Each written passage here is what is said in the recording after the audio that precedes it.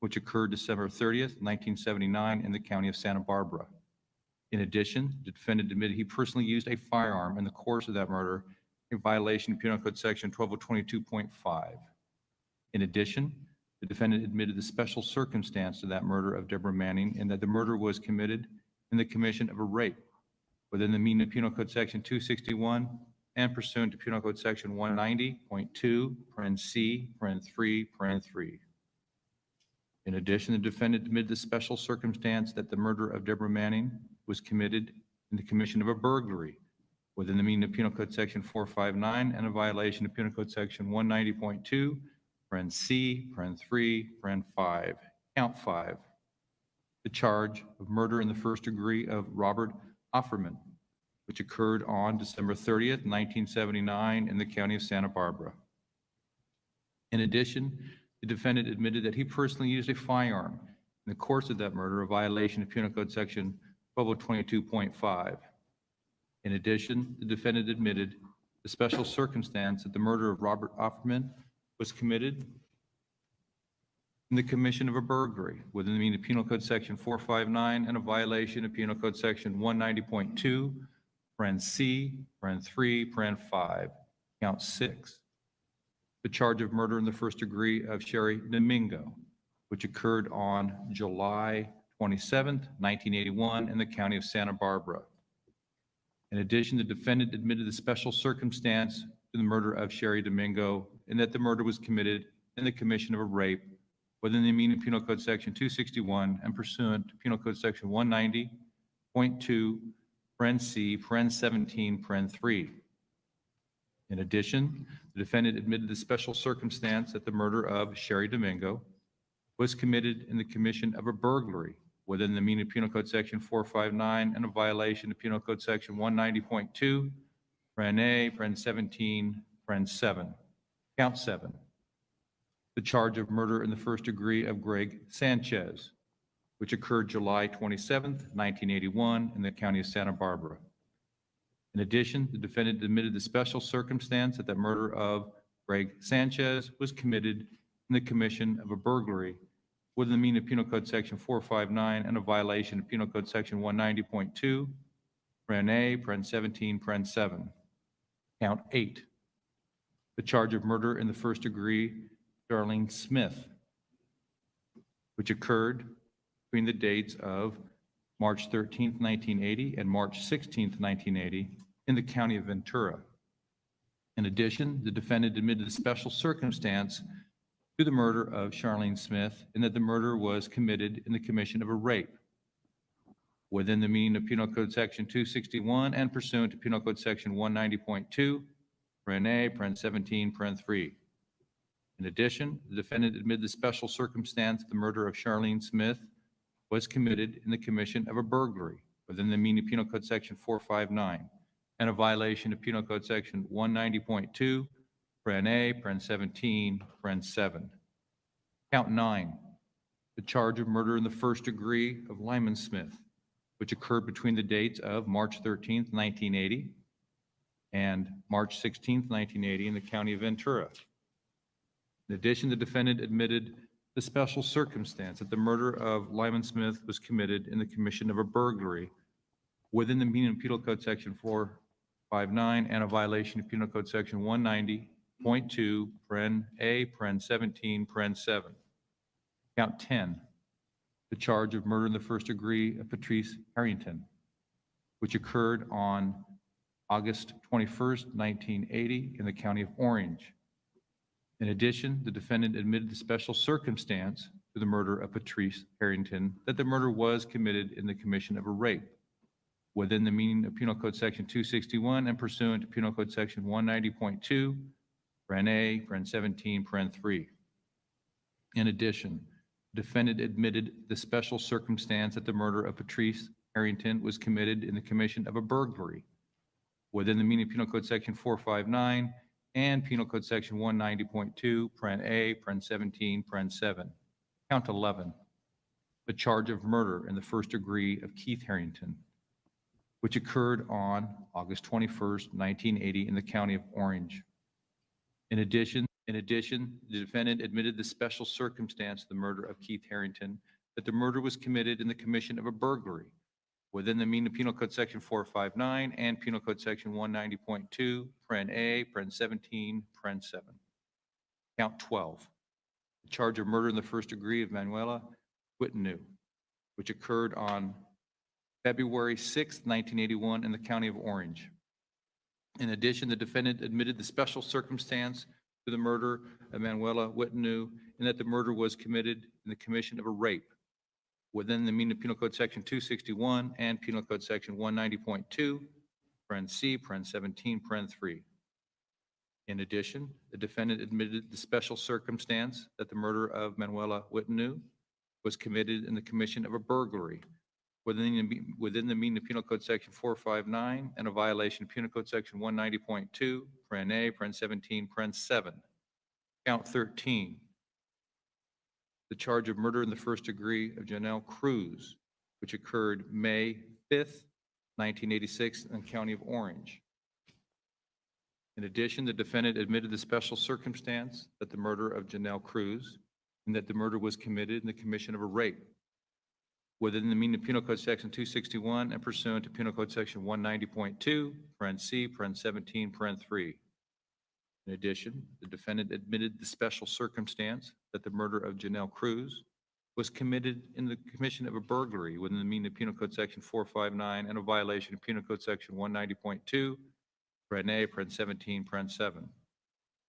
In addition, the defendant admitted that he did commit multiple murders within the meaning of Penal Code Section 190.2, paren A, paren 3, and Penal Code Section 190.2, paren C, paren 7, in counts 2 through 13. Count 14, the charge of kidnapping with intent to commit robbery of Jane Doe number 1 having occurred on September 4th, 1976 in the County of Sacramento, a violation of Penal Code Section 209. In addition, the defendant admitted that he personally used a knife in the course of that robbery, in violation of Penal Code Section 12022. Count 15, charge of kidnap with intent to commit robbery of Jane Doe number 2 having occurred on April 2nd, 1977 in the County of Sacramento, a violation of Penal Code Section 209. In addition, the defendant admitted he personally used a firearm in the course of that robbery in violation of Penal Code Section 12022.5. Count 16, charge of kidnapping with intent to commit robbery of Jane Doe number 3 having occurred April 15th, 1977 in the County of Sacramento, a violation of Penal Code Section 209. In addition, the defendant admitted he personally used a firearm in the course of that robbery, a violation of Penal Code Section 12022.5. In addition, the defendant admitted he personally used a knife in the commission of that robbery, a violation of Penal Code Section 12022. Count 17, the charge of kidnapping with intent to commit robbery of Jane Doe number 4 having occurred May 3rd, 1977 in the County of Sacramento, a violation of Penal Code Section 209. In addition, the defendant admitted he personally used a firearm in the course of that robbery, a violation of Penal Code Section 12022.5. Count 18, the charge of kidnapping with intent to commit robbery of Jane Doe number 5 having occurred May 14th, 1977 in the County of Sacramento, a violation of Penal Code Section 209. In addition, the defendant admitted he personally used a firearm in the course of that robbery, a violation of Penal Code Section 12022.5. In addition, the defendant admitted he personally used a knife in the course of that robbery, a violation of Penal Code Section 12022. Count 19, charge of kidnapping with intent to commit robbery of Jane Doe number 6 having occurred May 17th, 1977 in the County of Sacramento, a violation of Penal Code Section 209. In addition, the defendant admitted he personally used a firearm in the course of that robbery, a violation of Penal Code Section 1222.5. In addition, the defendant admitted he personally used a knife in the course of that robbery, a violation of Penal Code Section 12022. Count 20, charge of kidnapping with intent to commit robbery of Jane Doe number 7, which occurred on May 28, 1977 in the County of Sacramento, a violation of Penal Code Section 209. In addition, the defendant admitted he personally used a firearm in the course of that robbery, a violation of Penal Code Section 1222.5. In addition, the defendant admitted he personally used a knife in the course of that robbery, a violation of Penal Code Section 12022. Count 21, the charge of kidnapping with intent to commit robbery of Jane Doe number 8, having occurred on October 1st, 1977 in the County of Sacramento, a violation of Penal Code Section 209. In addition, the defendant admitted he personally used a firearm in the course of that robbery, a violation of Penal Code Section 1222.5. In addition, the defendant, he admitted he personally used a knife in the course of that robbery, a violation of Penal Code Section 12022. Count 22, the charge of kidnapping with intent to commit robbery of Jane Doe number 9, having occurred on October 21st, 1977 in the County of Sacramento, a violation of Penal Code Section 209. In addition, the defendant admitted he personally used a firearm in the course of that robbery, a violation of Penal Code Section 12022.5. In addition, the defendant admitted he personally used a knife in the course of that robbery, a violation of Penal Code Section 12022. Count 23, charge of kidnapping with intent to commit robbery of Jane Doe number 10, having occurred October 7th, 1978 in the County of Contra Costa, a violation of Penal Code Section 209. Count 24, the charge of kidnapping with intent to commit robbery of Jane Doe number 11, which occurred on October 13th, 1978 in the County of Contra Costa, a violation of Penal Code Section 209.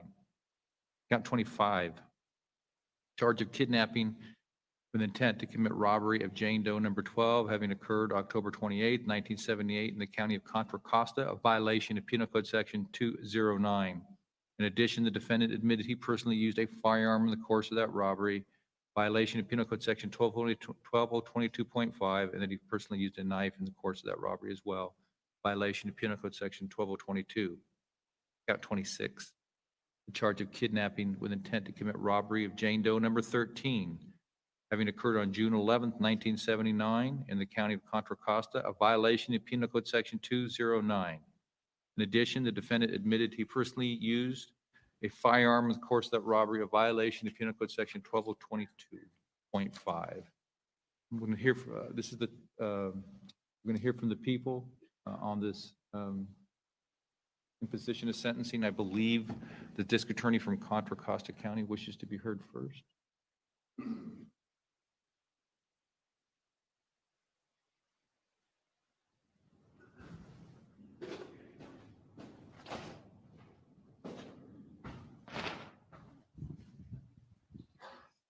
Thank you, Your Honor. Dinah Beckton, District Attorney for Contra Costa County. Over 4 decades, that's a long time to wait for justice to be served. Finally, we have arrived at that day, the day when those who have waited so very long will hear that Joseph DeAngelo will now serve the rest of his life behind bars.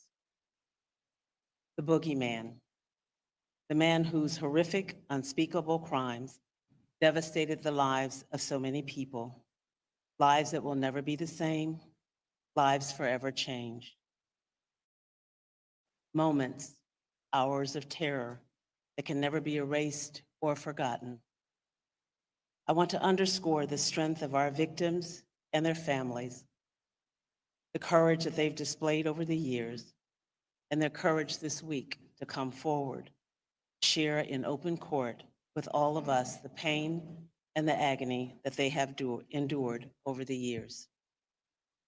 After today's sentencing, Mr. DeAngelo will never threaten our victims again.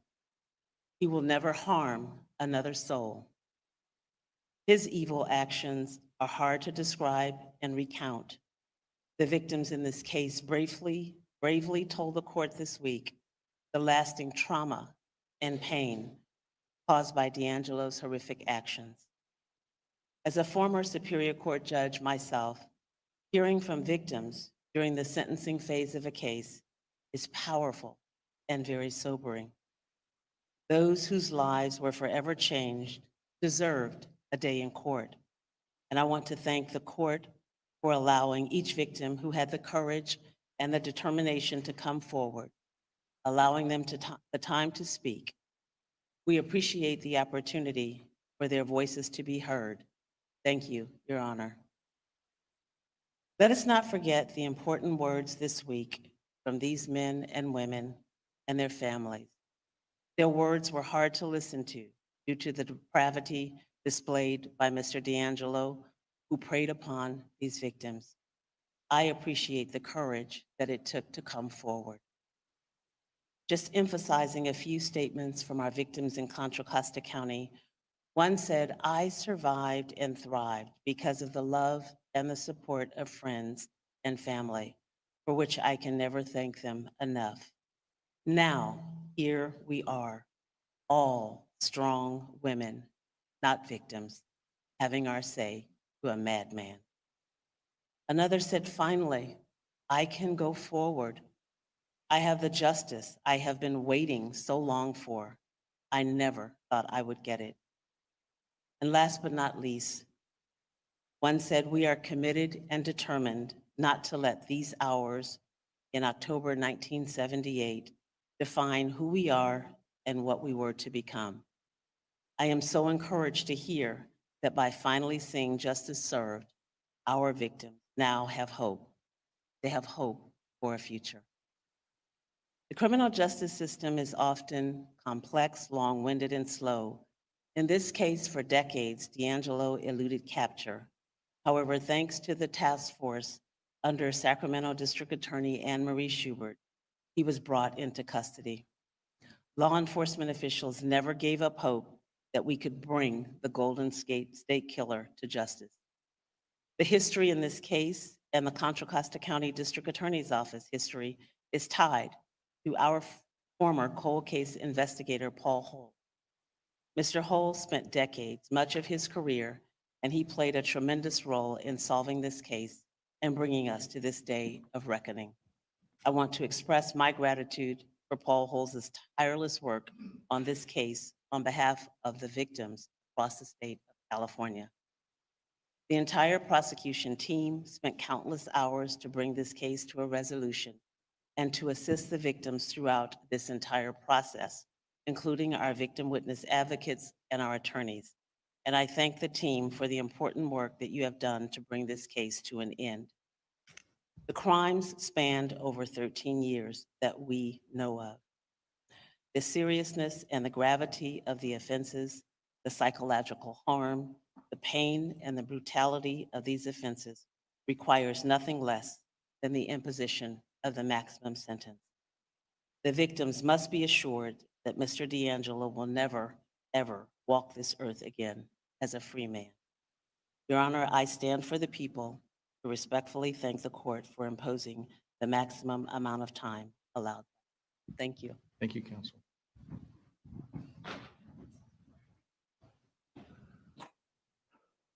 The district attorney from Orange County wish to be heard.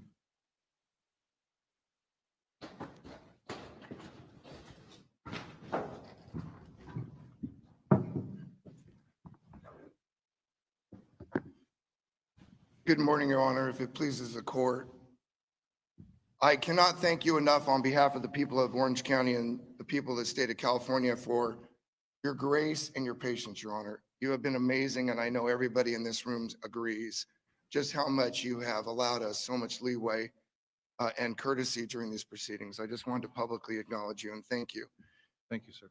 I also would like to thank my team, Debbie Lloyd, Dennis Conway, Pat Dixon, Investigator Hutchcraft, Investigator Doyle, Law Clerk Rebecca Malkin, and of course, I want to thank Anne Marie and her team. And I want to acknowledge, Your Honor, in public, that just the amazing work of the district attorneys who work collaboratively to bring this case to justice.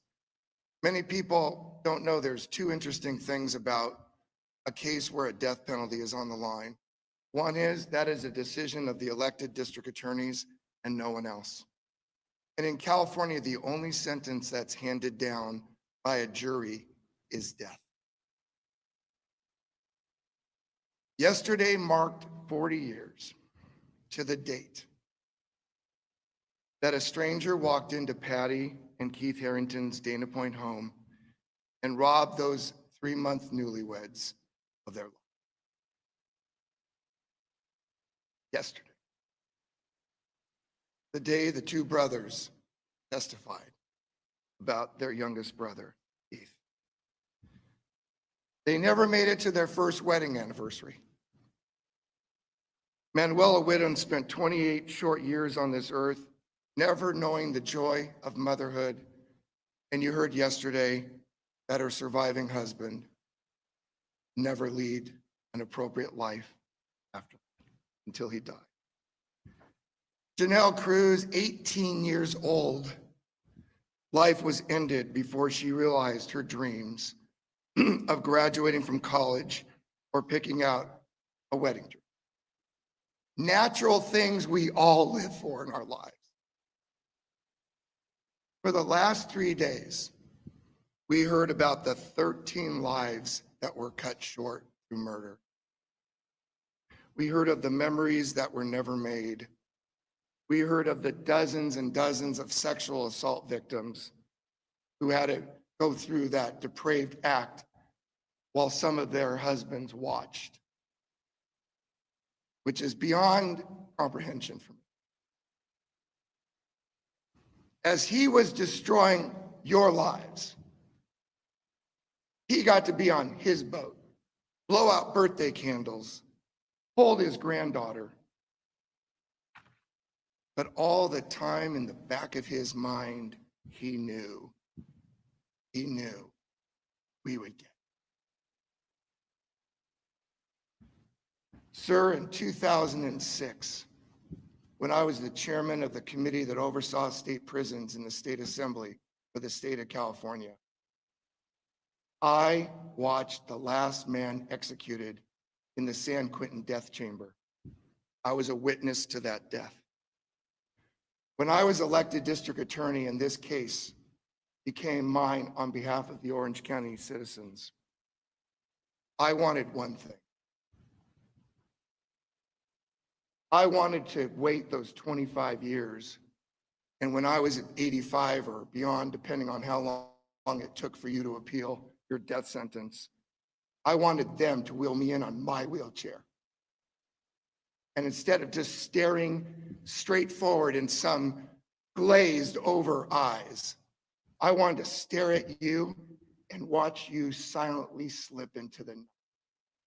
Never again to take away anybody's dreams that you ruined and the nightmares you created.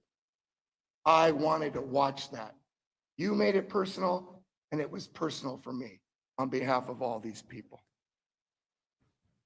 I honestly believe that this person, not even a person, this beast deserved the ultimate punishment of death. But we met with our victims. We knew the age of the case. We knew how long it took to solve.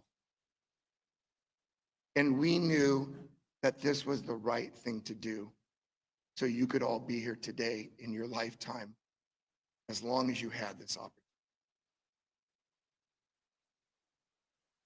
Today, this event today is a sentencing. Earlier in the week was a celebration of life on behalf of the victim. But today is a sentence. And it's meant for the victims who are silently now in heaven, or those of you who, thank God, are still here on earth, who now can become free from the shackles that you have been forced to endure since your paths intersected with the devil. Today, it's the devil who will be condemned to be behind bars for the rest of his life. He will never be free, thank God. He may have destroyed lives, but he has not destroyed memories. And I'm so grateful for the stories that all of you shared this week on behalf of your loved ones and behalf of yourselves. But for the victims whose voices have been stolen, and the family members who sadly ran out of time and could not make it here today, I want you to know that there are 13 angels watching this today. And they're with us right now. They have this opportunity to see this too. I would ask that as we are in the presence of these 13 who have left this earth but have gone to a better place, that you join me in a moment of silence for them and for all those who are still here with us or who may have passed but have experienced this horror and this nightmare. You would bow your heads.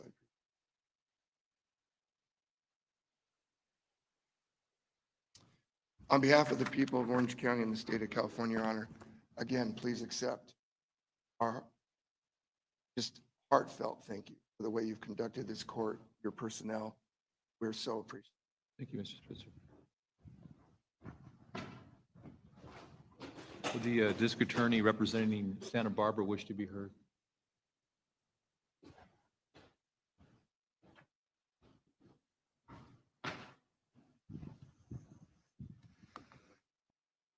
Thank you, Your Honor. 25 years ago, I prosecuted my first sexual assault case in which the recipient witness was a loved one of the victims. At that point, I assumed the only traumatized person would be the victim. 3 groups of people in this courtroom know that that assumption is wrong. The recipient witnesses of crimes committed by the defendant, the prosecutors, and the defendant himself. I know the recipient witnesses know that because they lived through it. I know the prosecutors know that because they listened carefully to those witnesses. And I know the defendant knows that because he is driven to inflict the greatest amount of pain that he possibly can. And therefore, it wasn't enough for him to rape or beat or shoot his victims. He wanted to take inflicting human pain to the highest level possible. Therefore, he often ensured that their loved ones saw or heard his victims being tortured or killed. That's just who Joe DeAngelo is. My best friend, LADA Jackie Lacey, recently told me, if you really want to hurt me, hurt someone I love. Well, this defendant really wanted to hurt. He really wanted to hurt as many people as he could, and he did just that. Around the same time that I prosecuted that case, I prosecuted my first rape of an intoxicated person case. Again, at that point, I assumed that if she couldn't remember being raped, that had to be better than remembering the gory details. Once again, I was wrong. And how do I know that? Because the victim told me so. She said, every morning when I wake up, my first thought is that something terrible happened to me. I just don't know what. I just don't know what. I don't think I can ever get over this thing until I know those details. And then she started to cry. And a very long minute went by, and she said, I'm actually jealous of rape victims who remember being raped. Yesterday, as I listened to Debbie Dominguez's powerful, powerful words about not being able to enter her home or know the details of what happened. And then I thought about Doug Domingo, Brian Sanchez, Dr. Offerman. all of whom are here today. And then all of the other victims' loved ones who will never know the details of what happened to their child, their mother, their father, their uncle, their friend. And I thought maybe some of them also felt they couldn't begin their healing process until they knew all the details. To them, I humbly suggest you don't. I too have experienced great loss.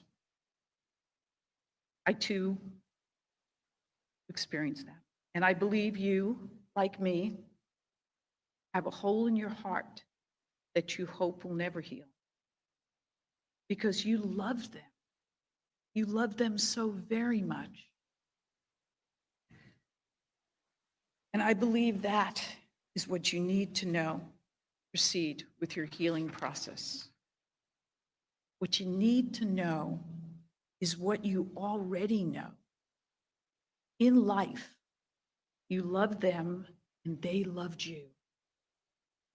And now that this case is finally over, perhaps what you need to concentrate on the details of that love. Focus on the things that made them lovable and allow yourself to let those memories make you smile again. I believe it is possible. True healing can come from that knowledge. Because knowing that you are loved and that you were loved is truly the most powerful knowledge of all. Again, thank you. Thank you, counsel. Would the district attorney representing Tulare County wish to be heard at this time?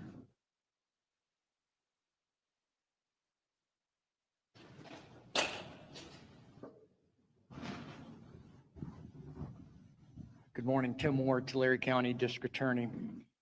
Your Honor, when your gavel falls today, this sentence will be final, and this case will soon then be viewed through the prism of history. And as we have seen and heard this week, the defendant slowly ceases to be the focal point of that story. Instead, my prayer going forward is the legacy which remains will focus on the triumph and the resiliency displayed by the survivors that we've heard from this week. Though questions will inevitably remain, we should continue to be steadfastly focused on the compassion justly due these families assembled here today. Though these despicable horrors began in Tulare County, we will not be defined by evil.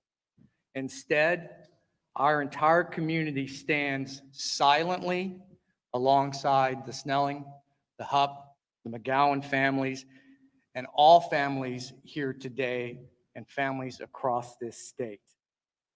In searching for some positive message to remain, I say this: the triumphant spirit of these families loudly cries across this state and across the entire world in one unified single voice, crying out to other families who have been victimized, yet they patiently, agonizingly await their day in court. In that unified voice, the world is now told, never give up. You are not forgotten. Like many families that we've heard from this week, others across this nation are living a never-ending, nightmarish journey, a journey of continually closed doors. Today, they are shown and they are told, never give up hope. As science and technology evolve, the space for evil like this to operate within gets smaller and smaller. Simply put, the DNA will never forget. And by God's grace, may the doors of justice open for other families. That voice of hope is the true legacy that shall remain, and it shall not be silenced, ever. On behalf of the Snelling, the Hupp, and the McGowan families, the Visalia Police Department, and the entire Tulare County community, Your Honor, I want to thank you for providing a model of judicial decorum that has shown remarkable deference to the families and the survivors this week. You have given the state a glimpse into why we have a system of justice in the first place, and that is to serve victims. You have allowed their voices to resonate so loudly, and you have provided a model that other courts would do well to emulate. Thank you, sir. As District Attorney of Tulare County,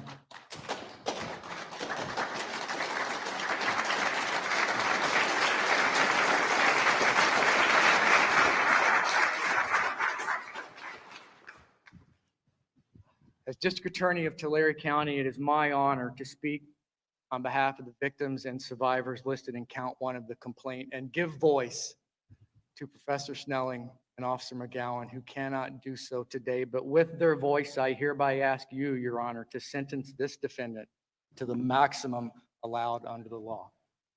Thank you, sir. Would the District Attorney representing Ventura County wish to be heard?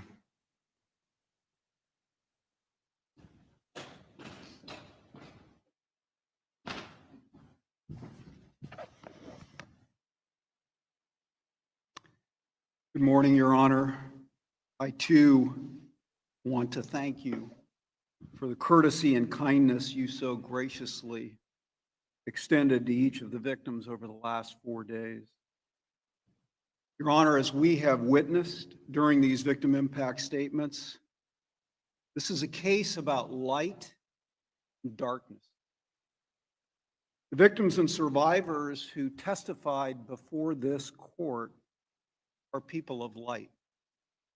By their courage, they have shined a very bright light on the magnitude of the crimes before this court.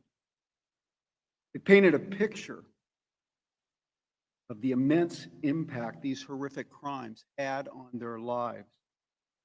In a sense, they have also brought to life their loved ones.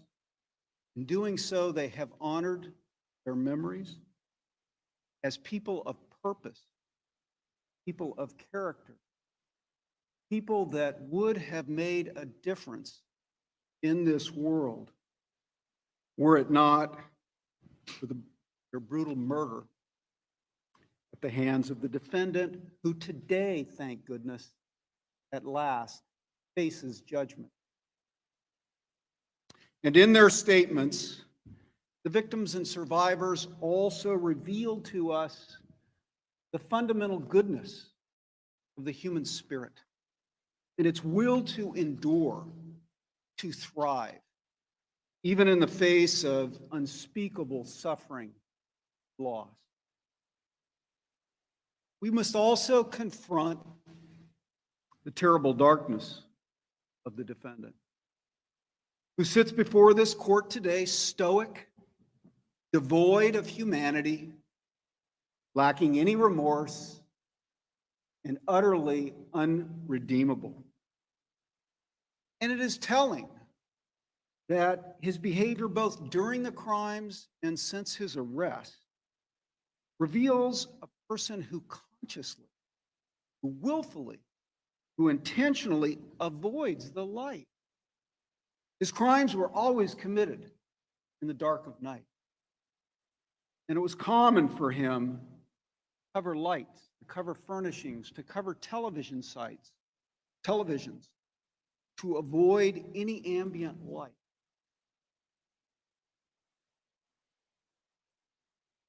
And even now, here in this courtroom, he turns away from the light and dare not face or look at his accusers for fear that the truth of their testimonies might penetrate deep darkness being.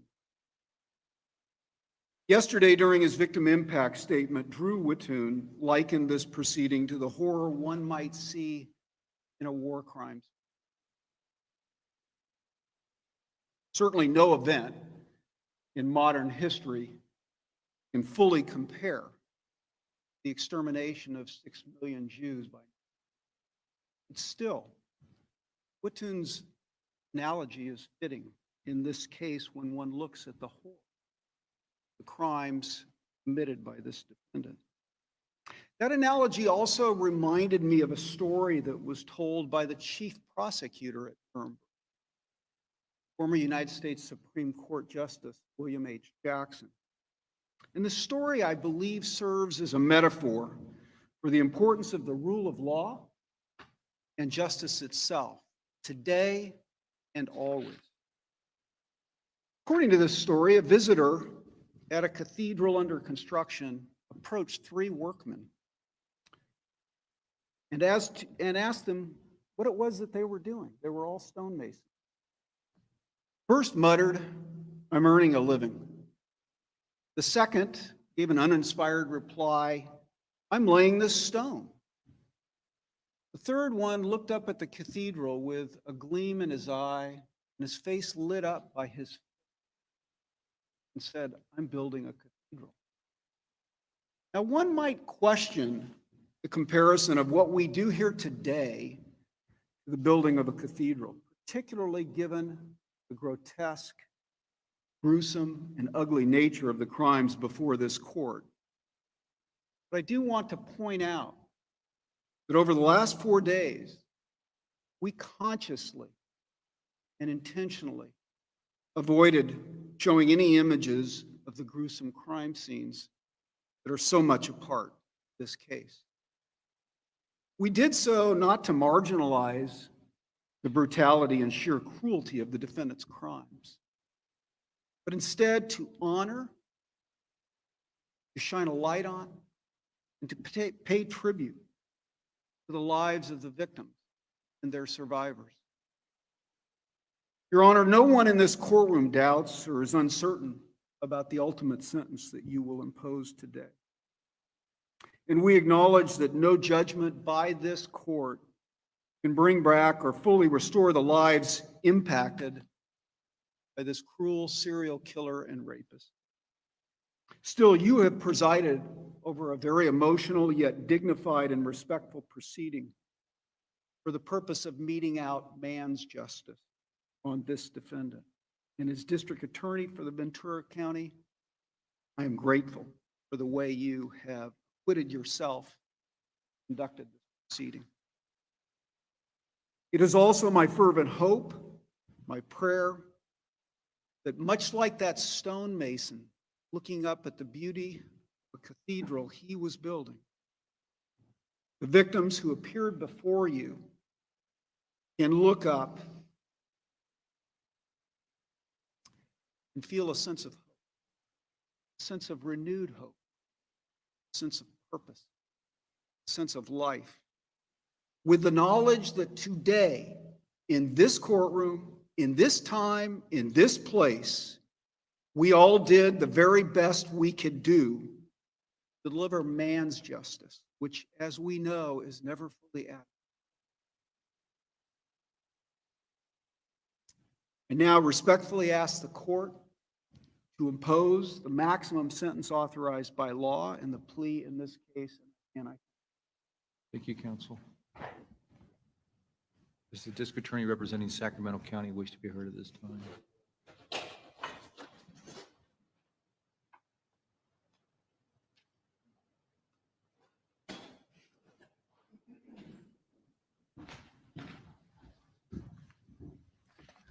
Good morning. Good morning. I stand here as the district attorney for Sacramento County, but I stand here incredibly proud of this team. I thank the defense team for your professionalism through the entirety of this litigation. Judge Bowman, you have demonstrated dignity and grace that is remarkable. It has been 16,000 417 days since Joseph DeAngelo began his reign of terror. 44 years, 11 months, and 11 days. For those in Sacramento, it's been 16,136 days since the first rape of Phyllis. 44 years, 2 months, and 4 days. It's been 42 years since Brian and Katie were taken from this world. And it's been 12,529 days since Janelle, that beautiful light, was taken. 34 years, 3 months, and 18 days. A few days after this plea agreement, the plea on June 29th, I had an email forwarded to me from a local journalist, from a woman from Sacramento named Pam. It could have been written today. In my belief, it encapsulates how I think everyone that has sat in this courtroom for this last week or sat in their homes and watched this transpire feels. And I'm going to quote that. I am wrung out. I almost put DeAngelo in the subject line, but I cannot give him any more headlines. I am 71 years old, third generation native Sacramentan.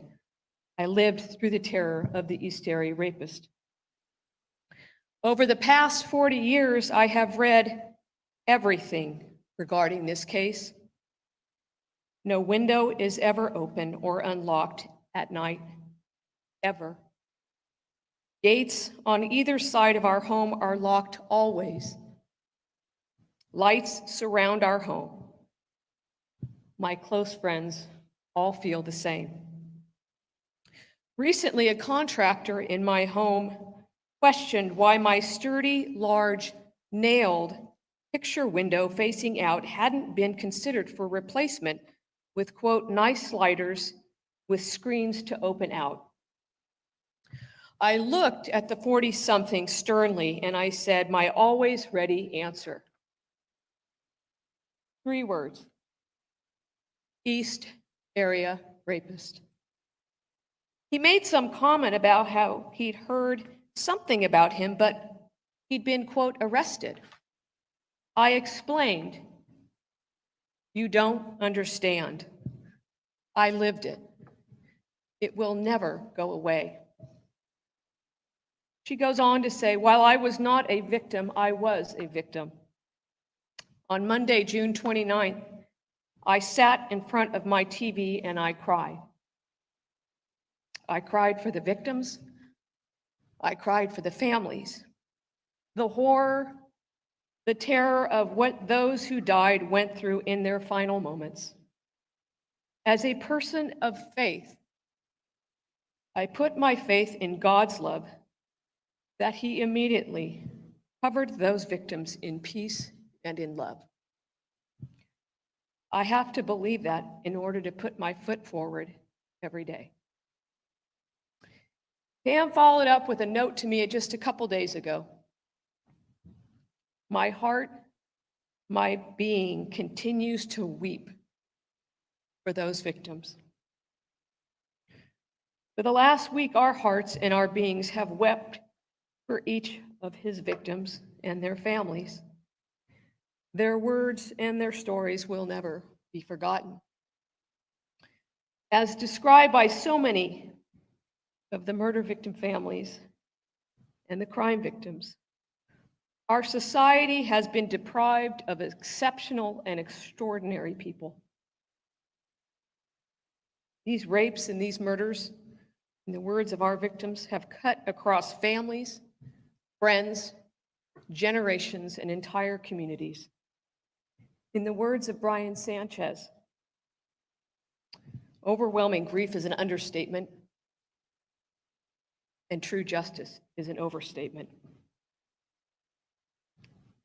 Personally, I have faith that their souls have been covered in peace and love. My greatest hope for all of these victims and their families, perhaps is best put in their own words, as we heard this week. The greatest revenge is to live your lives. Paint your children and your grandchildren's rooms again with hearts and rainbows. Water ski again. Know that the monster of your childhood or your younger years is gone forever and will die alone in the dark. To the defendant, or as Mr. Wittoon called him, the convict, there is honestly little left to say. Your name will fade from the headlines. But despite that fade, know one thing. Until the day you leave this earth, this incredible team, a team that has worked for decades to find you, to arrest you, prosecute you, convict you, will not just promise you, but will ensure that you will never succeed at deceiving or manipulating the Department of Corrections and Rehabilitation into believing that you are some feeble, inept old man who somehow deserves better housing, treatment, or privilege. Lastly, Your Honor, and perhaps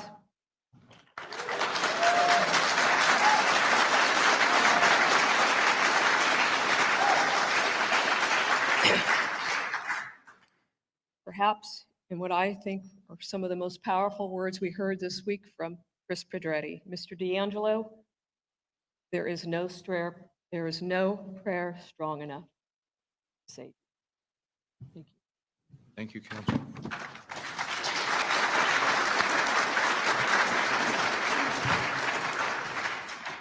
Well, we're going to take a very, and I mean very short break, like 5 minutes. I'm going to have my court reporter exchange out for another court reporter.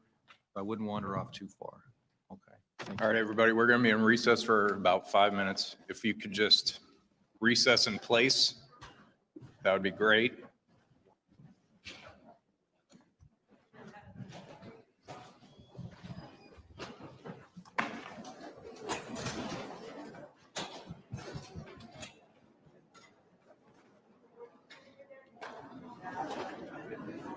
Just remember, it's only going to be about 5 minutes, so if you step out, take the rest of the way back.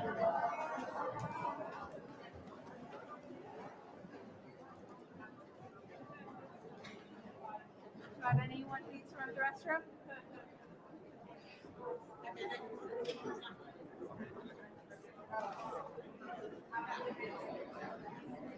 All right, you guys are good?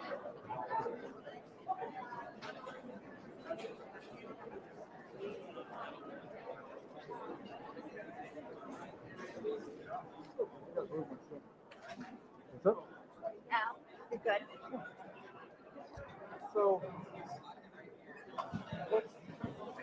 Okay.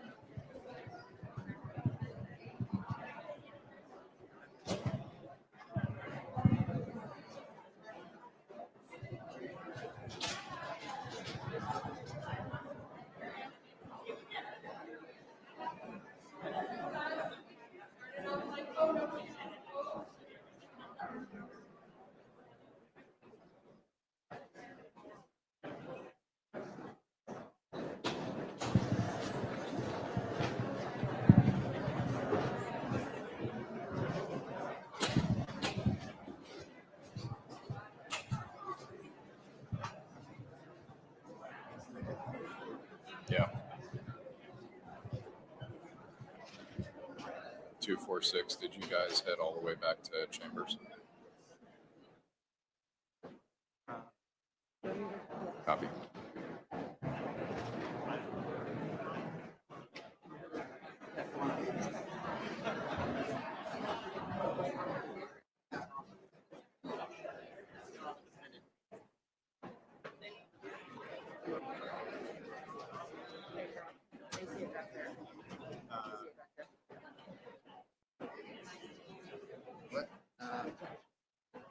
Okay, we're gonna go. You guys got it? Yeah. Okay, thank you. We have to get them sitting and standing.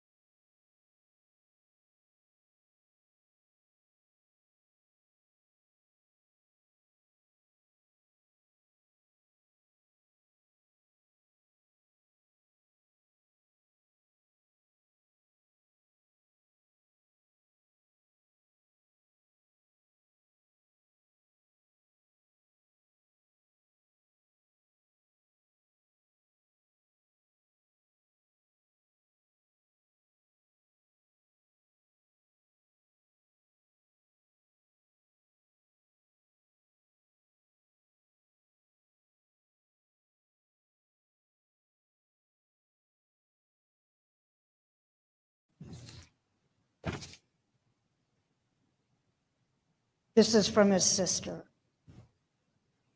I feel moved towards writing this so that my brother Joe will know that my love for him will never go away. That's to say also that my sadness does not fade regarding the charges against him. As I think back and try to more clearly understand it all, so many things come to mind. Don't misunderstand that I am searching for an excuse for it all, because I'm not. I do more or less blame our father in part. He was a stern military career man and also a womanizer. He was also responsible for causing abuse in our family, mainly being hard on Joe and our mother. Both mental and physical abuse was usually directed to them. It got to be more than I and my siblings could stand, so we all chose to leave home at early ages. I left at 15, and my siblings followed before any of them turned 18. There were so many other things that Joe faced, and I'm sure he couldn't cope with it all. Of course, it will never justify what has happened, and I can only express my deepest sympathy to all of the survivors and to the families of the victims. May God bless each of you. This is from a niece. Joseph James DeAngelo is my uncle, not by blood, but by marriage. I've known him my whole life. I was in their wedding when I was 5. I've lived with them on and off throughout the years, spent all summers with them and most weekends. If I couldn't get there by bus, Joe always came and got me. Life with them was good. It was a dream. My life for once felt normal. My home life was troubled. I was verbally and physically abused by my dad. I didn't want to live anymore. It was just torture. Joe stepped in and said she can live with us. That was the beginning of my new life with Joe. He saved my life. I didn't know how good life could be. He taught me everything, always taking me out for driving lessons. He was so patient. Just try again, he'd say. I wasn't used to that. I'm used to getting yelled at and hit for making mistakes. Joe was kind and loving. He played games with me. Joe, out of anyone in my life, has always been my favorite person. I always wished he were my dad. He made my life peaceful. He is a part of why I am good, kind, and loving person I am today. This is my story. This is the truth. I'm thankful I had him in my life. I wouldn't be here today.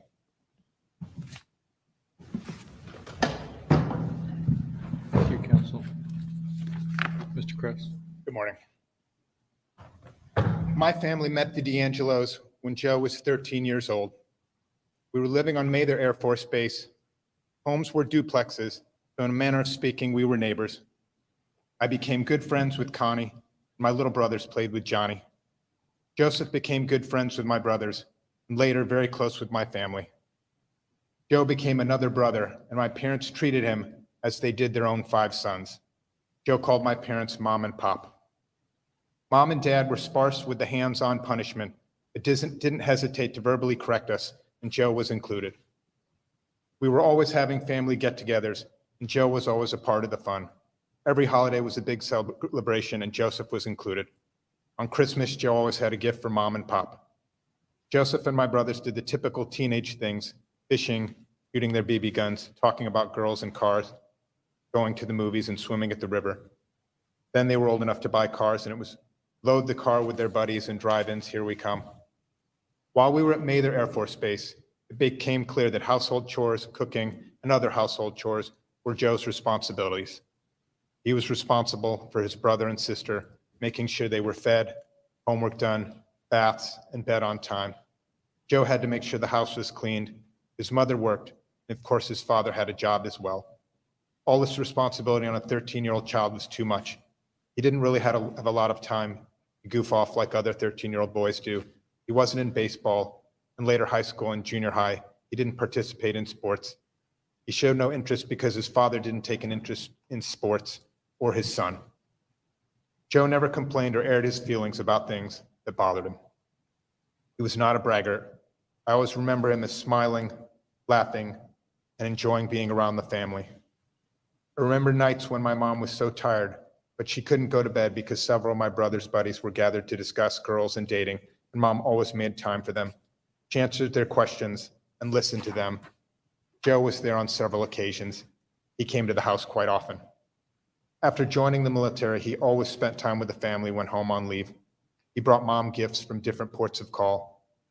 When Joseph graduated from high school, joined the military, became a police officer, got married, and had children, the entire family was proud of him, just like we were with every accomplishment of each other. Joseph was a close friend, another brother, respectful to Mom and Pop, and always polite. He was helpful and considerate. I never heard a foul word come out of his mouth.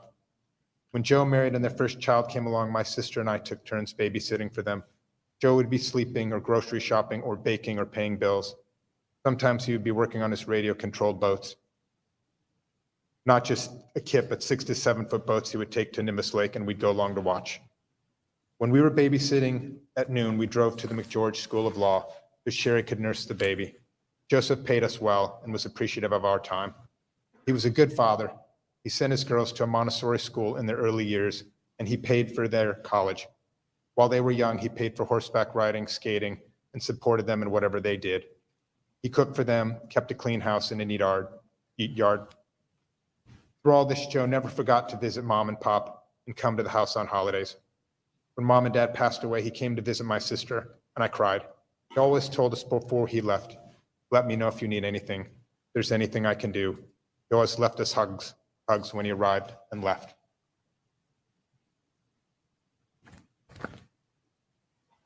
This is from a niece. As I sit down to write this letter, I realize there's only one place to start.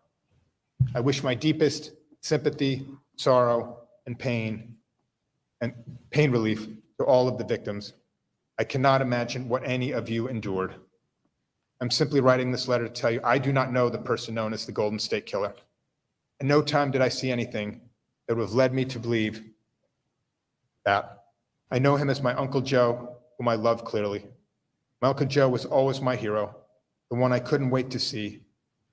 I hunted as a child with him. We went crawdad fishing in the canal, ate pizzas, got ice cream, just plain had good times. We camped together as a family. He always made it a point to attend any special occasions I had. My wedding and my daughter's first birthday, to name a couple. I always felt that my uncle loved me and still do. I personally feel that someone else is inside of him who I do not know. Our last visit was 3 weeks before his arrest. We spent much time together talking, and I will cherish it forever. Uncle Joe, I will always remember your last words to me. I love you, sweetie, and I'll see you soon. The day we found out about the arrest, my mom called me, and I rushed right over to her house as I heard she collapsed. The detectives were there. We've been harassed by media, investigators, and people who blame us for something we had no knowledge of. I believed I knew my uncle, and I am still in shock. I feel for my cousins and family, as nobody understands, and we try to make sense of it, but you just can't. I do not know the person who committed those crimes. I know my uncle, who I love and always love. There's so much more I could say about what a wonderful uncle, dad, son, brother, and great uncle to my kids he was. My heart is crushed, and I will never be the same trusting person. I no longer have trust for anyone. It's really hard to end this letter, but I guess all I can say is I'm very sorry to the victims. I can't imagine what they went through. I love my Uncle Joe as I knew him, and that will never change because I can't wrap my head around the fact that someone so caring and loving could have done those things. Mr. DeAngelo would like to make a brief statement. DeAngelo?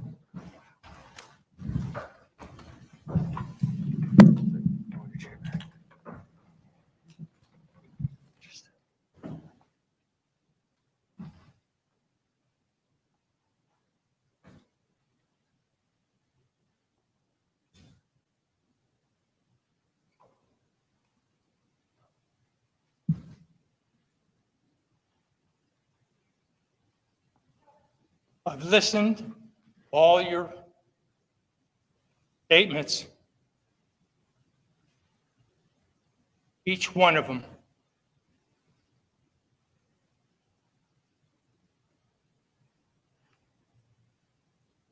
And I'm truly sorry to everyone I've hurt. Thank you, Your Honor. Thank you, sir. Defense submitted. As he has desired since the beginning of this case, Mr. DeAngelo has accepted responsibility for his crimes by pleading guilty and has even admitted uncharged crimes. He's now prepared to be. Thank Thank you. you, Mr. Kress.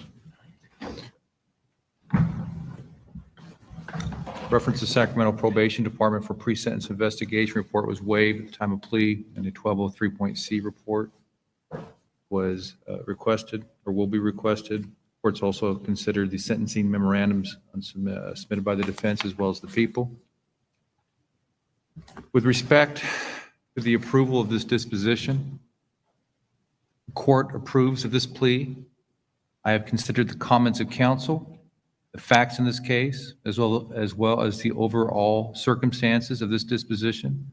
I've considered the defendant's age, the fact there are inmates currently on death row and have been so for 30 years. I have considered the fact that there is currently a moratorium on the death penalty in California. Furthermore, this disposition does give survivors and their loved ones an opportunity to have their words heard, and not to endure the imaginable emotions that they would experience by sitting through such a trial. Finally, with this resolution, the California taxpayers have been saved tens of millions of dollars. For the reasons stated, the court approves of this plea. However, the court is not saying that Mr. DeAngelo does not deserve to have the death penalty imposed. It merely means the court feels it would never come to pass.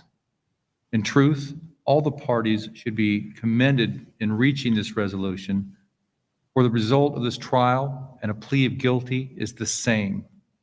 Mr. DeAngelo will spend the rest of his natural life and ultimately meet his death confined behind the walls of a state penitentiary. I generally don't make comments at sentencing, but I am going to make an exception. Having approved of this plea, I will now move on to the imposition of sentence. Mr. DeAngelo, I've listened for the last 3 days from the people you've terrorized and their friends and their family. Their impact statement will always be with me. I was moved by their courage, their grace, their strength, all qualities you clearly lack. I know whatever words I say today will pale in comparison to the words the survivors have spoken. They need to be said. The fundamental principle of law that justice delayed is justice denied is no truer than in this case. But for the dogged persistence and perseverance of law enforcement, their survivors, their families, and citizen detectives, this case may have remained unsolved. There are many heroes like Carol Daly, Paul Holes, Michelle McNamara, and many heroes that I don't even know that brought this day here. And I have little doubt, but for the tenacity and unwavering quest for justice exhibited by Sacramento District Attorney's Office, Anne-Marie Schubert, you may have escaped earthly justice altogether. If I listened to the survivors and I've watched you, I could not help but wondering, what are you thinking? Are you capable of comprehending the pain and anguish you have caused? To quote the great American novelist and California native John Steinbeck, to a man born without a conscience, a soul-stricken man must seem ridiculous. To a criminal, honesty is foolish. You must not forget that a monster is merely a variation, and that to a monster, the norm is monstrous. Mr. Steinbeck seems to think that monsters are born and not created. I'm not so sure, but one thing I do know, when a person commits monstrous acts, they need to be locked away where they can never harm another innocent person. It is my sincere hope that with the opportunity to be heard these last few days and the sentence to be imposed, the survivors will find some resolution, will find some peace, and hopefully find some justice, however imperfect. Mr. DeAngelo, I sentence you to the following: Count one, the charge of murder in the first degree of Claude Snelling, a violation of Penal Code Section 187. The court hereby sentences the defendant to imprisonment for life. By operation of law, the minimum parole eligibility for this offense is 7 years. Regarding the weapon enhancement, that in the course of that murder, that you personally used a firearm, a violation of Penal Code Section 1222.5, the court imposes a sentence of not less than 5 years to run concurrent with a sentence just imposed for the first degree murder of Claude Snelling. Count one will run concurrent with a sentence to be announced in count two by operation of law.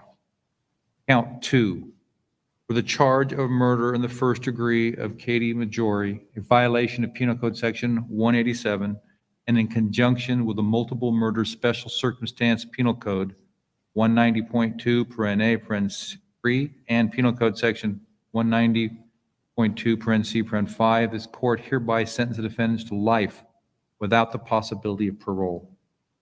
Regarding the weapons enhancement, that in the course of that murder, the defendant personally used a firearm, a violation of Penal Code Section 1222.5. The court imposes a sentence of 2 years to run concurrent with a sentence just imposed by operation of law.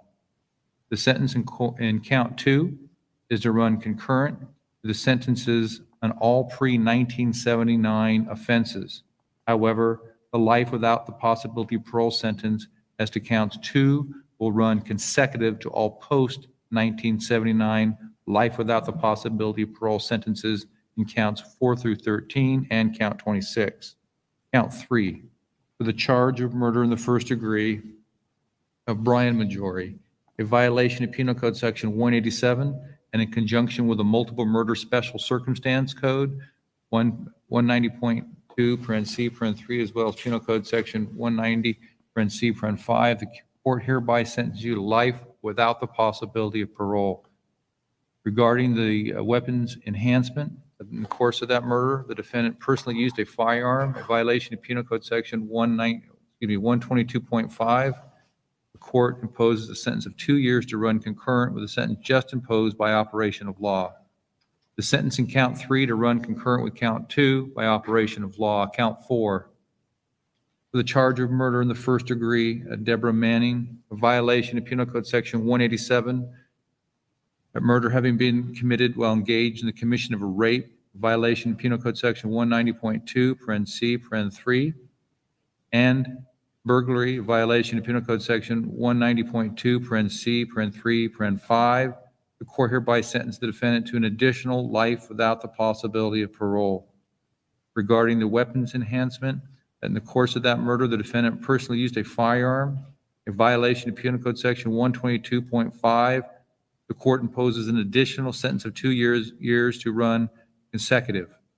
The sentence to count four to be served consecutive to count two and consecutive to sentence to be imposed in counts 5 through 13 and count 26. Count five, for the murder of the first degree of Robert Offerman, a violation of Penal Code Section 187, that is the murder having also been committed while engaged in the commission of burglary, a violation of Penal Code Section 190.2, paren C, paren 3, paren 5. The court hereby sentenced the defendant to an additional sentence of life without the possibility of parole. Regarding the weapon enhancement, that in the course of that murder, the defendant personally used a firearm, a violation of Penal Code Section 1222.5. The court imposes a sentence of an additional 2 years to run consecutive. The sentence in count five to be served consecutive to count two and count four, and consecutive to the sentence to be imposed in counts 6 through 13 and count 26. Count six.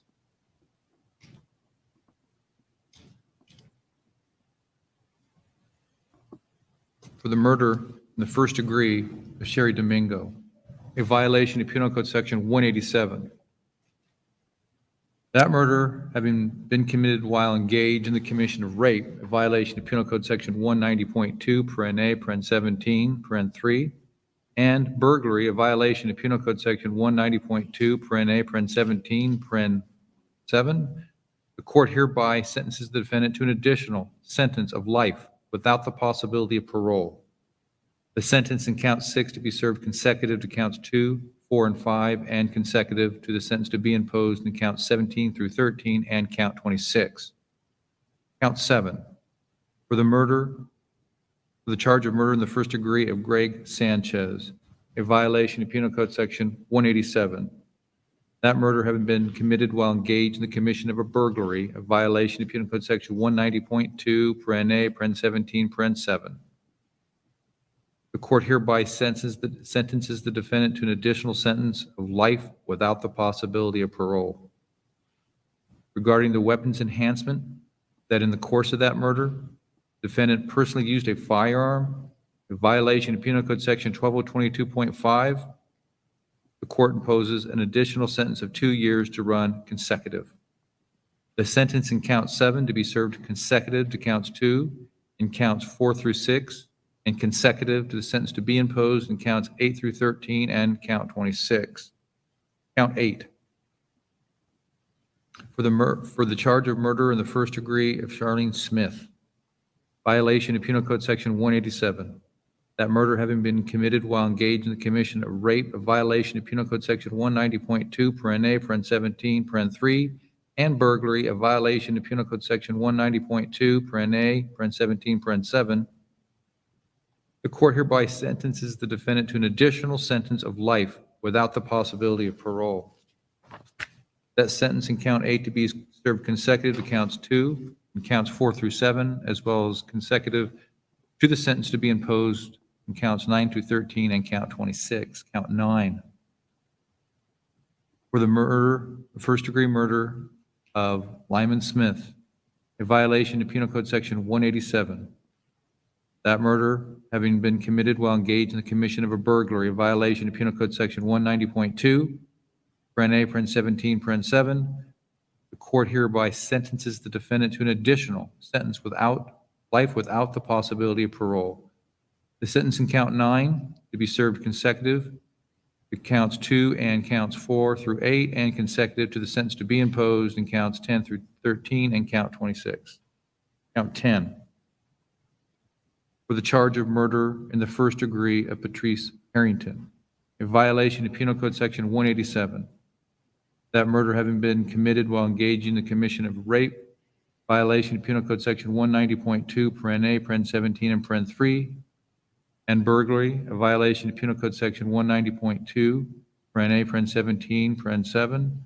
The court hereby sentences the defendant to an additional sentence of life without the possibility of parole. That sentence in count 10 to be served consecutive to counts 2 and 4 through 9, and consecutive to sentence to be imposed in counts 11 through 13 and count 26. Count 11, the charge of murder in the first degree of Keith Harrington, a violation of Penal Code Section 187. That murder was committed while engaged in the commission of a burglary, a violation of Penal Code Section 190.2, paren A, paren 17, paren 7. The court hereby sentences the defendant to an additional sentence of life without the possibility of parole. The sentence in count 11 to be served consecutive to counts 2 and counts 4 through 10, and consecutive to the sentence to be imposed in counts 12, 13, and 26. Count 12, for the charge of murder in the first degree of Manuel Whitney, a violation of Penal Code Section 187. That murder having been committed while engaged in the commission of rape, violation of Penal Code Section 190.2, paren A, paren 17, paren 3, and burglary, a violation of Penal Code Section 190.2, paren A, paren 17, paren 7, and robbery, a violation of Penal Code Section 190.2, paren A, paren 17, paren 1. The court hereby sentences the defendant to an additional sentence of life without the possibility of parole. The sentence in count 12 to be served consecutive to counts 2 and counts 4 through 11, and consecutive to the sentence to be imposed in counts 13 and 26. Count 13, for the charge of murder in the first degree, Janelle Cruz, a violation of Penal Code Section 187, and that murder was committed while engaged in the commission of a rape, a violation of Penal Code Section 190.2, paren A, paren 17, paren 3, and burglary, a violation of Penal Code Section 190.2, paren A, paren 17, paren 7. The court hereby sentences the defendant to an additional sentence of life without the possibility of parole. That sentence in count 13 to be served consecutive to counts 2 and 4 through 12 and consecutive to the sentence to be imposed in counts 26. Count 14, for the charge of kidnapping with intent to commit robbery, a violation of Penal Code Section 209, the court hereby sentences the defendant to life with a minimum of 7 years. Regarding the weapons enhancement, that in the course of that kidnapping, that the defendant personally used a knife, a violation of Penal Code Section 12022, the court imposes a sentence of not less than 5, more than 10 years to run concurrent with the sentence just imposed by operation of law. The sentence in count 14 to be served concurrent with counts 1 through 3, and the sentence to be imposed in counts 15 through 25 by operation of law.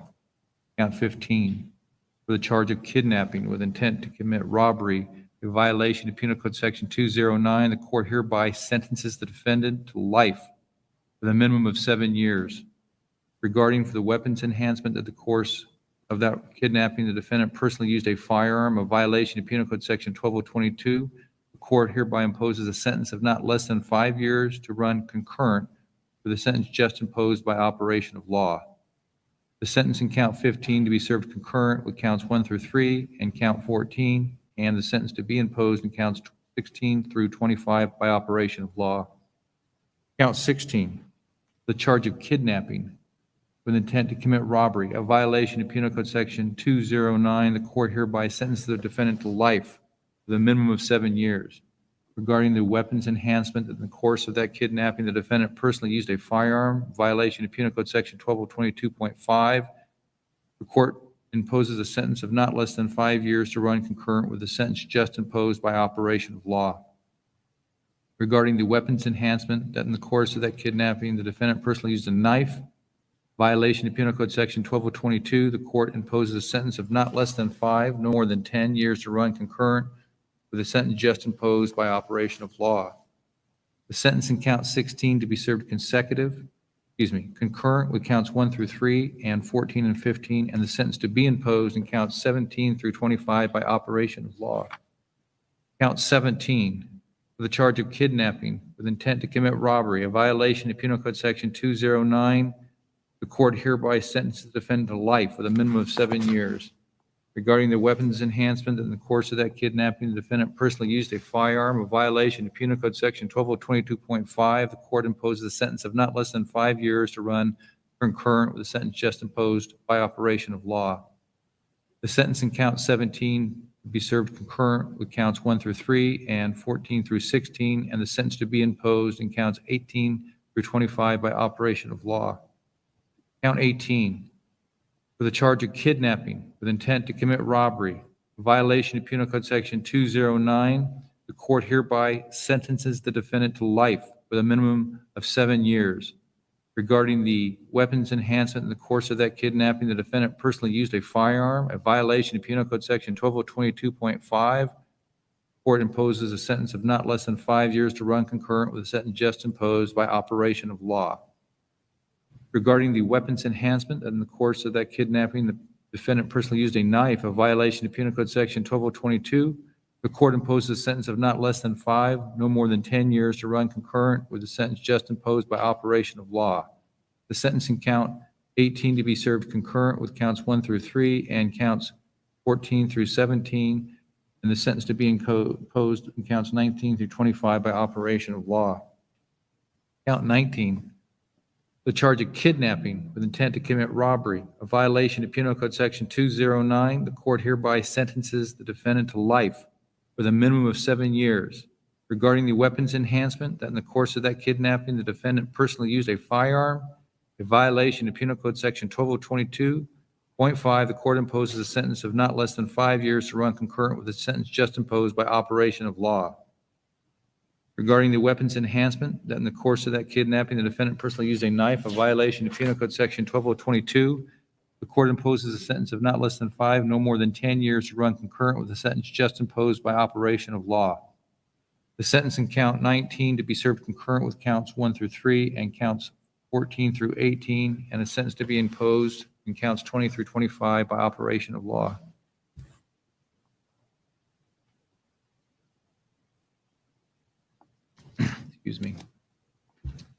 Count 20, for the charge of kidnapping with intent to commit robbery, a violation of Penal Code Section 209, the court hereby sentences the defendant to life with a minimum of 7 years. Regarding the weapons enhancement in the course of that kidnapping, the defendant personally used a firearm, a violation of Penal Code Section 1222.5. The court imposes a sentence of not less than 5 years to run concurrent with the sentence just imposed by operation of law. Regarding the weapons enhancement, that in the course of that kidnapping, the defendant personally used a knife, a violation of Penal Code Section 12022. The court imposes a sentence of 10 years to run concurrent with the sentence just imposed by operation of law. The sentence in count 20 to be served concurrent with counts 1 through 3 and counts 14 through 19, and the sentence to be imposed in counts 21 through 25 by operation of law. Count 21, for the charge of kidnapping with intent to commit robbery, a violation of Penal Code Section 209, the court hereby sentences the defendant to life with a minimum of 7 years.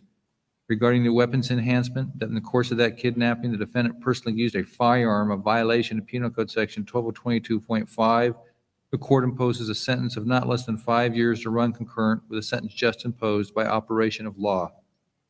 Regarding the weapons enhancement, that in the course of that kidnapping, the defendant personally used a knife, a violation of Penal Code Section 1222, the court imposes a sentence of not less than 5, no more than 10 years to run concurrent with a sentence just imposed by operation of law. The sentence in count 21 to be served concurrent with counts 1 through 3 and 14 through 20, and the sentence to be imposed in counts 22 through 25 by operation of law. Count 22, for the charge of kidnapping with intent to commit robbery, a violation of Penal Code Section 209, the court hereby sentences the defendant to life with a minimum of 7 years. Regarding the weapons enhancement, that in the course of that kidnapping, the defendant personally used a knife, a violation of Penal Code Section 1222, the court imposes a sentence of not less than 5, no more than 10 years to run concurrent with a sentence just imposed by operation of law.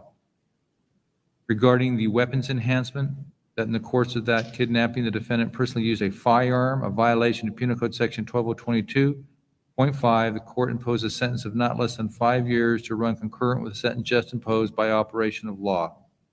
The sentence in count 22 to be served concurrent with counts 1 through 3 and counts 14 through 20, and a sentence to be imposed in counts 23 through 25 by operation of law.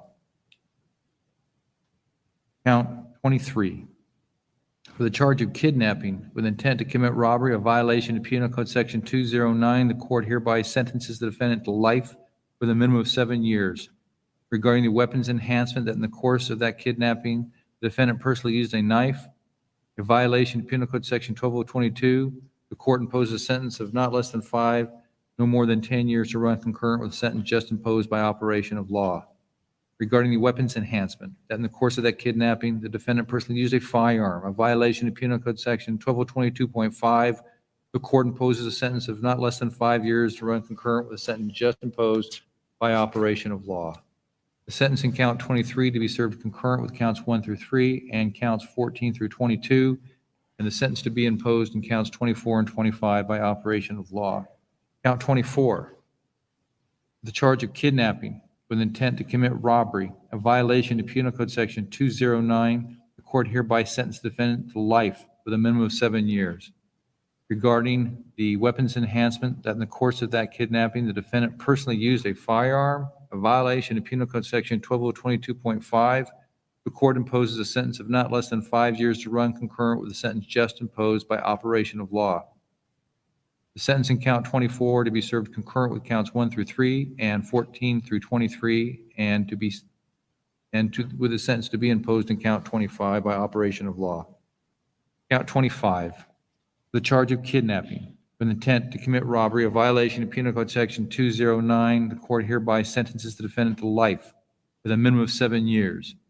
Regarding the weapons enhancement, that in the course of that kidnapping, the defendant personally used a knife, a violation of Penal Code Section 12022, the court imposes a sentence of not less than 5 years, no more than 10 years to run concurrent with the sentence just imposed by operation of law. Regarding the weapons enhancement, that in the course of that kidnapping, the defendant personally used a firearm, a violation of Penal Code Section 12022.5, The court imposes a sentence of not less than 5 years to run concurrent with a sentence just imposed by operation of law. The sentence in count 25 to be served concurrent with counts 1 through 3 and counts 14 through 24 by operation of law. Count 26, for the charge of kidnapping with intent to commit robbery, a violation of Penal Code Section 209, the court hereby sentenced the defendant to an additional sentence of life with a minimum of 7 years. Regarding the weapons enhancement, that in the course of that kidnapping, the defendant personally used a firearm, a violation of Penal Code Section 12022.5, the court imposed a sentence of 2 years to run consecutive with the sentence just imposed. The sentence in count 26 to be served consecutive to counts 2 and counts 4 through 13. The aggregate sentence for Joseph James DeAngelo is the following. For counts 2 and 14 through 13, he's committed to the state prison for the indeterminate term of 11 consecutive life sentences without the possibility of parole. The sentence to run consecutive to the indeterminate life term for count 26.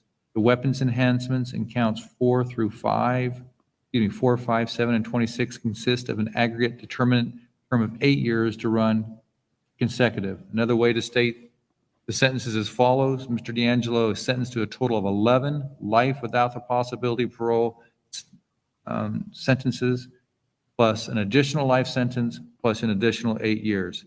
This is the absolute maximum sentence the court is able to impose under the law. And while the court has no power to make a determination of where the defendant is imprisoned, the survivors have spoken clearly. The defendant deserves no mercy.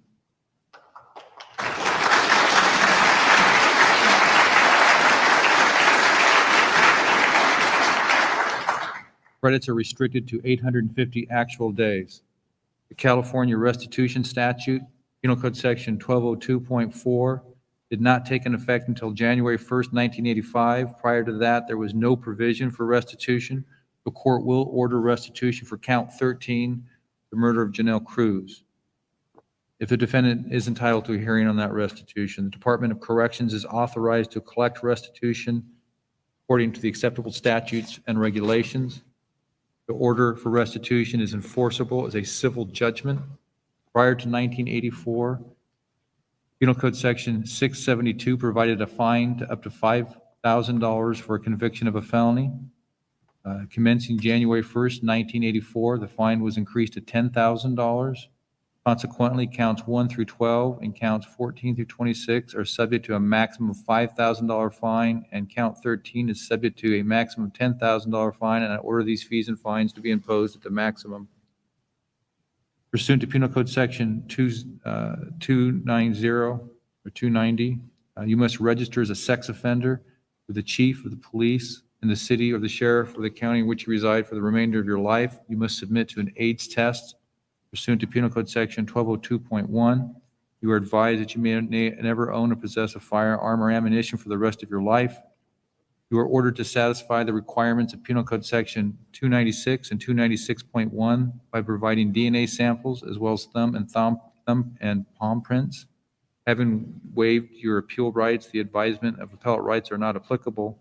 The court reporter will prepare a transcript of these sentencing proceedings to be filed for any future dates.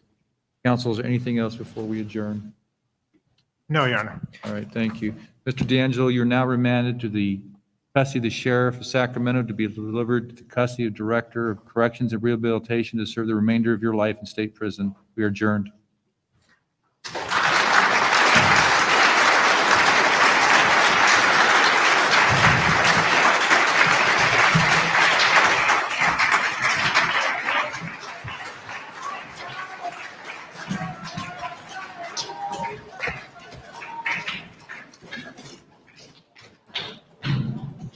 Court is in recess for the day. I ask that the audience on this side, please be the first to exit. The media that's along the back wall, I ask that you just remain in place. There's a press conference forthcoming, but don't. Okay, tear and with down that, and Golden set up State Killer Joseph DeAngelo has been sentenced to life in prison. Joining me now is